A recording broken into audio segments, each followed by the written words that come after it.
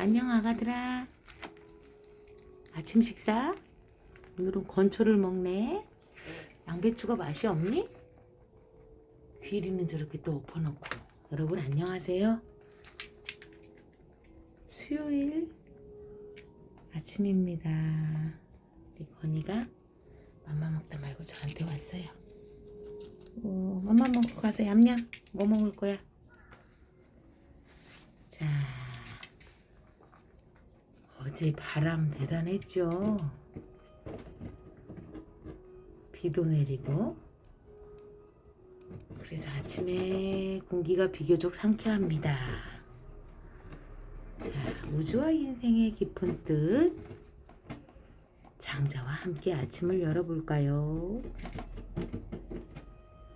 여희의 후예예요. 제2편 19번째 이야기. 삶을 즐거워하는 것이 미혹 아닐까? 죽음을 싫어하는 것은 어려서 집을 잃고 돌아갈 줄 모름과 같은 것 아닐까? 미녀 여희는 애라는 곳 변경직이 딸이었네. 진나라로 데려갈 때 여희는 너무 울어서 눈물에 옷깃이 흠뻑 젖었지. 그러나 왕의 처소에 이르러 왕과 아름다운 잠자리를 같이 하고 맛있는 고기를 먹게 되자 물던 일을 후회하였다네. 죽은 사람들도 전에 자기들이 삶에 집착한 것을 후회하지 않을까?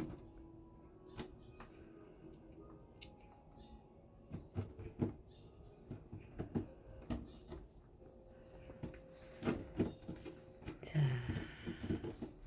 구작자와 장우자 대화 앞서 내용 혹시 기억하시나요? 3일 전인가 읽어드렸는데, 자, 오동나무 가지에 앉아서 오동나무와 이야기를 하는 이미지를 떠올리게 한다. 이렇게 장자는 중국 문학사에서 처음으로 사람의 이름을 우화적으로 쓴 작품이라 한다. 아무튼 여기서 장우자가 죽음의 문제를 거론했다. 삶과 죽음이라는 것도 한쪽은 절대적으로 좋고 다른 한쪽은 절대적으로 나쁘다는 이분법적 등식에서 벗어날 것을 여희의 이야기로 일깨우는 것이다. 여희가 부모를 떠나 대궐로 끌려갈 때 몹시 슬퍼서 눈물이 옷깃을 적셨지만 대궐에 가서 뜻밖의 후방을 하자 집을 떠날 때 운 것을 후회했듯 우리도 이 삶이라는 집을 떠날 때 그처럼 억울하게 생각하게 마련이지만 누가 알겠는가. 우리가 기대하지 못하던 훌륭한 존재 양식으로 옮겨가 이 삶에 집착했던 것을 어리석었다고 여기게 될지. 자,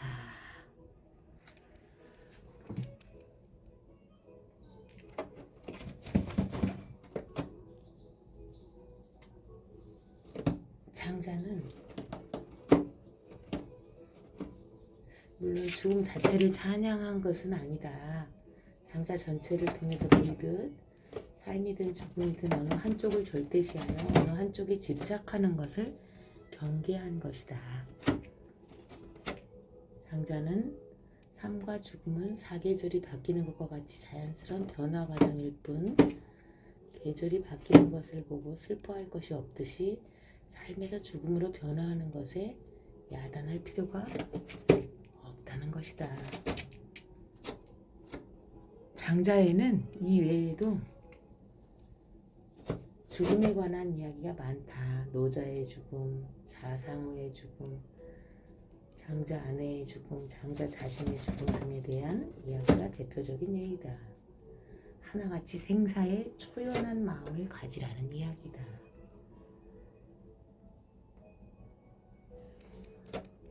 그런데 이 이야기를 좀 더 다른 각도에서 이해할 수 없을까? 여희가 시골집을 떠나 대궐로 가고 이 삶에서 다음 삶으로 간다는 것이 육체적으로 이 생에서 저 생으로 옮기는 것만을 이야기하는 것으로 해석해야 하는 것일까? 그럴 필요는 없을 것이다.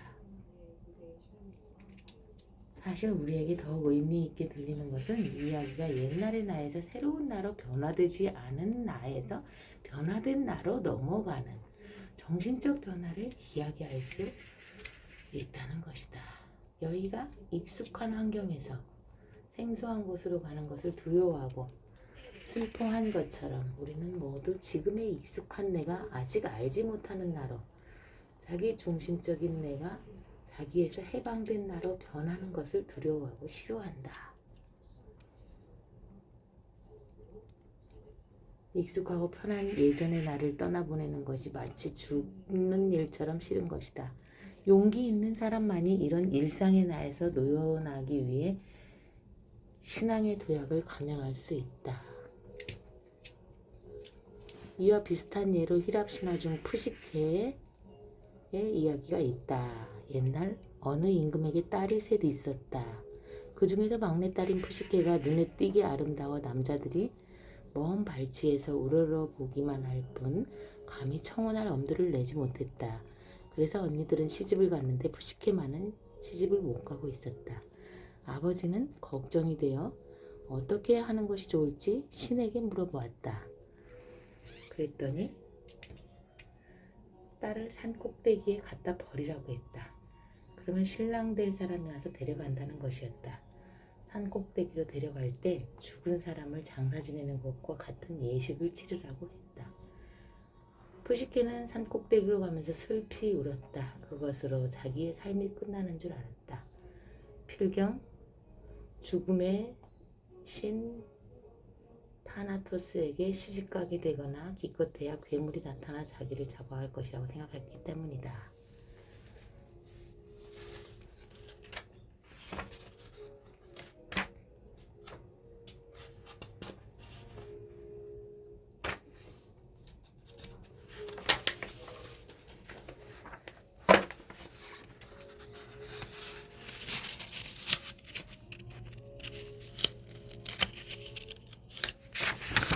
아이고.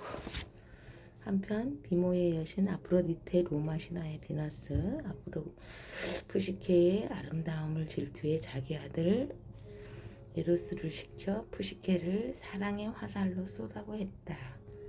에로스의 화살을 맞은 사람은 누구를 꼭 사랑하게 되므로 푸시케가 그 화살을 맞고 세상에서 가장 한 사람을 사랑하게 하려는 심사였다. 그러나 푸시케를 본 에로스가 푸시케를 사랑하게 되어 푸시케를 산꼭대기에서 내려와 꿈같은 궁전에서 함께 살게 되었다.